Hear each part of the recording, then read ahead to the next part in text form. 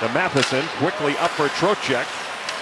To the middle it goes, and there is a shot by Riley Smith, and it's handled by Cam Talbot. The middle, that was broken up by Draisaitl, but Yager has it, and he tries to fend off Benning. Benning does a good job against the bigger man. Back to the point, this is Yandel. Yandel across to Ekblad, lets the shot go. Talbot makes the save, and he'll hang on. Now backup roll to Roberto Luongo.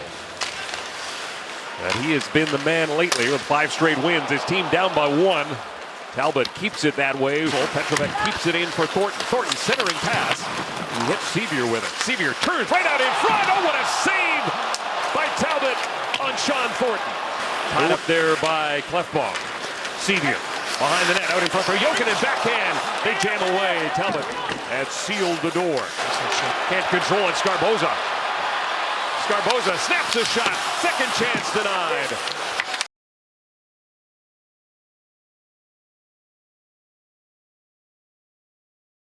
Maroon behind the net, looking for McDavid. It is cut off by Pesek. McDavid gets it back again. Draisaitl out in front, feeds it to him. Shot didn't work. It comes back to Clefbaum. He hammers it home. Oscar Clefbaum. It's 1-0 for the Oilers. He had a goal taken away last night in Tampa Bay. And it looks like he's got 11 on the season. He does have the shot from the point. He can shoot it and shoot it hard. Good job by Connor McDavid behind the net to support Patrick Maroon. Makes the nice play out to Leon Draisaitl, who sets up in the slot. And then Oscar doesn't wait on the puck, doesn't dust it off. It comes back to him. He shoots it off the pass, even though the pass was met, or the clearing attempt, I should say.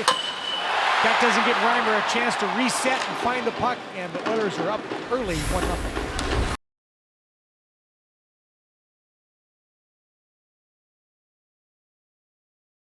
Huberdeau needs to get a change. The Oilers keeping the pressure on. Caggiula. Back to Russell. Russell steps into a slap shot. He hit the post. Driving opportunity. Scores. Eric Greiba. The Oilers retake the lead. I do believe there will be a challenge from the Florida Panthers on this. Immediately, Tom Rowe and his coaching staff looking at the monitors on their bench to see if effort and performance. I know you guys got the win, but how did it compare and contrast to what we saw last night in Tampa? It was miles above where we were last night for sure. I mean, it was pretty obvious to us on the bench. I mean, we had all 20 guys going tonight, and we're working for each other. We knew that last night, even against Chicago, I mean, Tal's set on his hand against Chicago, and got us the win there. But past couple of games haven't been the best, so tonight we need a stronger effort, and you saw it tonight. That team was coming in hot. Did you guys have the requisite desperation, as Todd talked about in the last couple of days? Yeah, we were definitely a little bit more desperate. I mean, like you said, that these guys have been rolling as of late, so we knew we had to come in and try to get off to a good start, and that's what we did, and just kind of built from there, and we did a really good job of not really letting up. They pushed back a lot, but we found a way to get it done.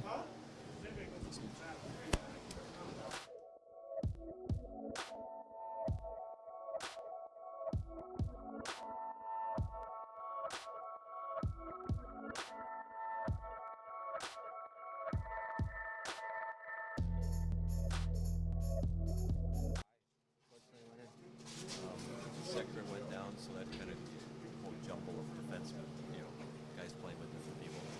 Yeah, I mean, sometimes that happens, and I thought we did a good job. I mean, there's obviously a few things we got to clean up, but I thought, when we started communicating and really talking out there, that's when things get a little easier, especially when you're not used to the guy you're playing with.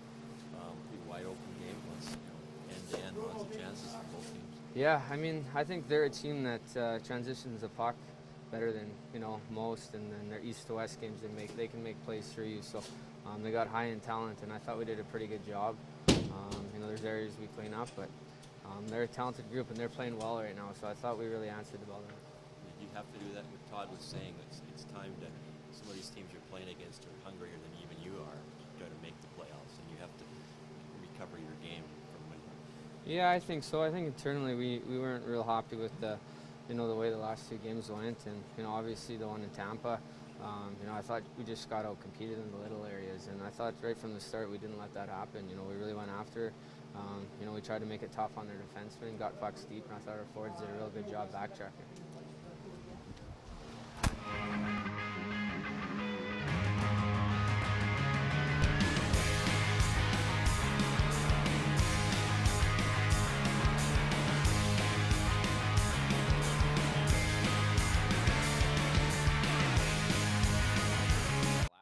How would you compare the two?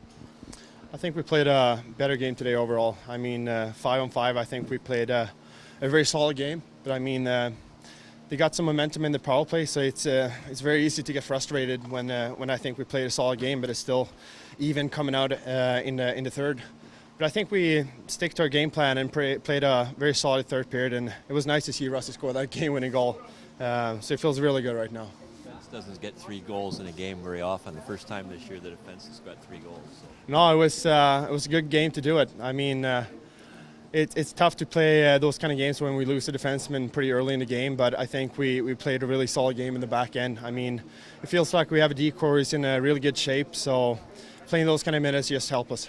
Was the goal late in the second? It could have been a backbreaker. I mean, their power play goal. Yeah, I mean, it's very easy, and like I said, it's very easy to lose focus in that situation, especially when it's just a couple of seconds left and we just scored a big goal for us. So, but like I said, we kept it together and stayed focused and played a solid third, and that gave us the win tonight.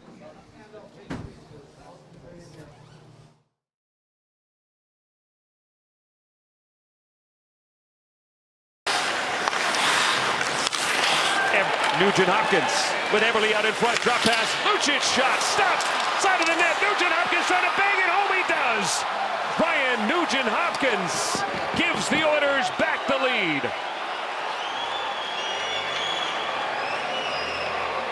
Florida is hot about this play, and they're not really that hot about the play at the net. They're upset in the neutral zone. Coming back in the neutral zone. Check out Milan Lucic. Rolling back in the neutral zone. Lucic just takes his man out of the play, right by the blue line. That opens up the space to the net. And then everybody gets to the net and jams away. That part's great. But it's the interference by Lucic in the neutral zone that he gets away as he knocked down Alex Petrovic. And then that led to the lane being opened and the attack going to the net. The Oilers fortunate there, no call was made. And then hard work to the net for the goal.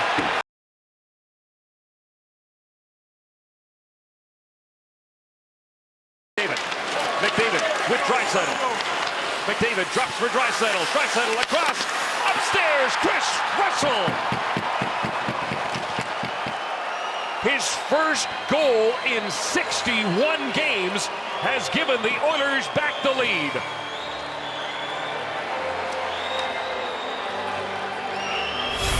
Starts all the way back in the zone. Good defensive work coming back to the middle, and as Connor McDavid takes off, Chris Russell reads that play coming in wide on the right side. Boom, snaps it home. Upstairs, big goal. Connor McDavid, head up all the way. Looks, sees, how many people do I have? Who am I attacking? What a pass across and what a finish by Chris Russell. Really well read in the defensive zone.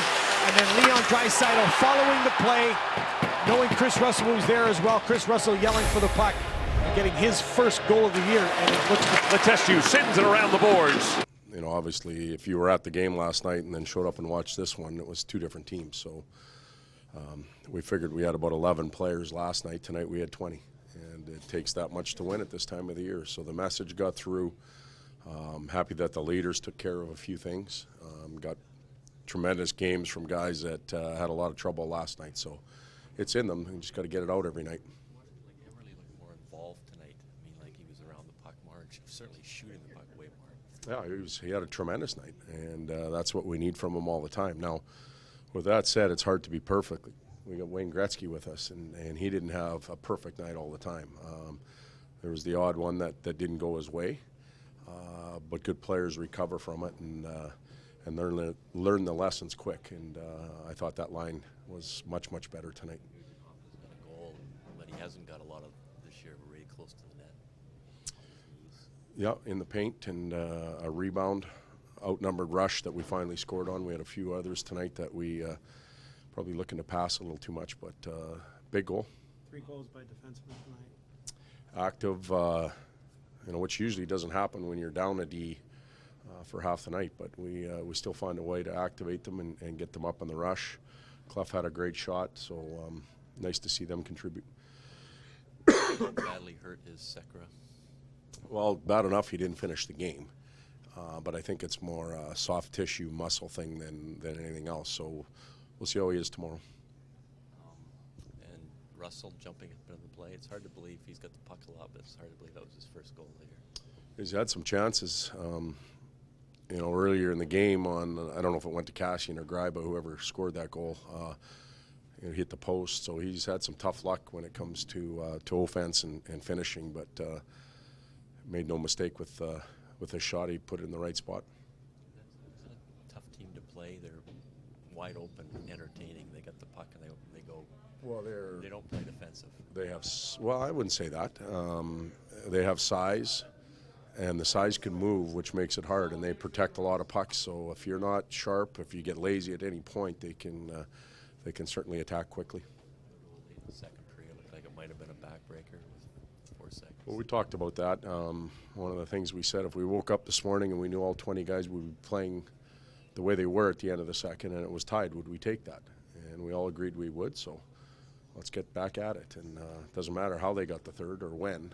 They got it, and we've got to come back and play again. So do you have to reinforce the message now from till the end of the season that while you've got this amount of points, the teams you're playing might be more desperate than you are, so you have to raise your level? The Oilers haven't been in this situation before where we're humans. The players are human, so that reinforcement, I know your mom still phoned you till the bitter end and told you things that had to be reinforced all the time. So we're humans, and we've got to keep reminding them, and we've got to understand where we are and how desperate teams are at this time of the year. So, we'll have to keep reminding.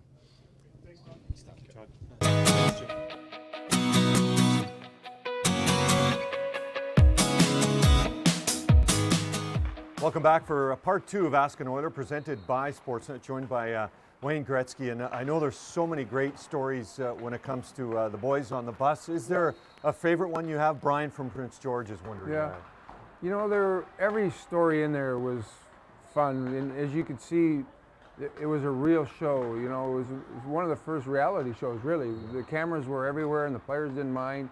We befriended all the guys on the crew. And I think my favorite story, believe it or not, is probably not even the story that was in the story. But when we originally did the show, or the video, we lost the Stanley Cup that year. And so it wasn't going to be a good boys on the bus without winning the Stanley Cup. So Glenn Shather had a meeting with myself, Kevin Lowe, and Mark Messier, and said, should we do it one more year and we kind of make it a 2-year thing? Do you think we'll win the Stanley Cup next year? And we walked out of the room, we were all like, yeah, do another year. We're going to win the Stanley Cup next year. And so they did a second year. So they were able to go from all the stories they told and losing to Calgary that year to starting the next year and winning the Stanley Cup. So it turned out to be a great story. Yeah. Well, Kevin on Facebook is wondering, you had so much success behind the net in your office. Are you maybe surprised that in today's NHL that it doesn't seem like a lot of players try and use that area behind the net in a successful way? Because the game has changed a lot. Part of what's changed is defending now you're more aggressive. Defensemen don't give as much room or as much space. So when I started playing behind the net, Bobby Clarke was probably the first guy who started playing back there. Defensemen were sort of more passive.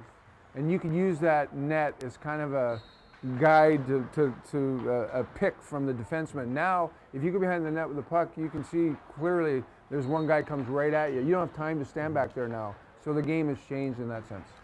Mike from Florida is wondering, what similarities have you seen maybe to this point, if there are any, between yourself and Connor McDavid, and what differences do you see between the two of you when it comes to being on the ice? Well, the biggest difference, obviously, is his speed. His straight-ahead speed is about as good as anybody that I've ever seen in the game. They tell me I never played against Bobby Orr, but Bobby Orr was similar to Connor.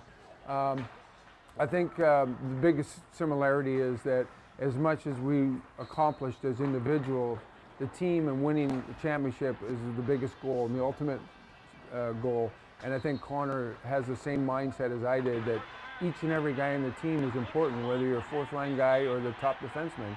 And I think that's what his maturity level for a 20-year-old, that's the difference. When you look back to when you were that age and you're getting to know Connor at his age now as he just turned 20, do you think personality-wise you guys are similar when it comes to your focus and determination and really, competing and wanting to win? Yeah, and love for the game. You know, he loves to play, he loves to compete.